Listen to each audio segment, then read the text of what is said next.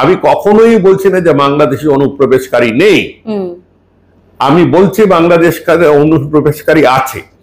এখন সেই অনুপ্রবেশ বা আগত কথাটা যদি ব্যবহার করি, সেখানে বিভিন্ন স্তরে বিভিন্ন ডেটে কাট অফ পয়েন্ট আছে। আমাদের আত্মীয় স্বজনরা বাংলাদেশ থেকে এসেছে একটা কাট অফ পয়েন্টের আগে, অতএব তারা নাগরিক, তারা জন্মেছেন অবিভক্ত ভারতে, তার বাবা মা জন্মেছে অবিভক্ত ভারতে, তার একটা আইন আছে। এরকম করে নাগরিকত্ব আইন নিয়ে এত বেশি খেলাখেলি হয়েছে, সত্যিই কেউ জানে না যে কোন ডেটের পরে আমি আসলে আমি বেআইনি নাগরিক। যারা বাংলাদেশ থেকে এসেছে তাদের নাম বাদ যেতে পারে, কিন্তু গেলে আইনের চোখে একটা সমতা রাখতে হবে।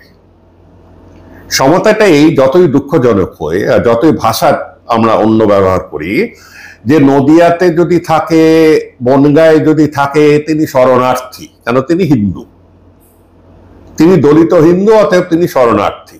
আরেকটু উত্তর উঠে গেলে, নদিয়া ছেড়ে উঠে গেলে, মুর্শিদাবাদে হয়ে গেলে তিনি অনুপ্রবেশকারী, কেন তিনি মুসলমান। এইগুলো ভারতবর্ষের সংবিধানেও মানে না, পৃথিবীর কোনো ন্যায় বিচারে মানে না। এও যদি অনুপ্রবেশকারী, ও অনুপ্রবেশকারী।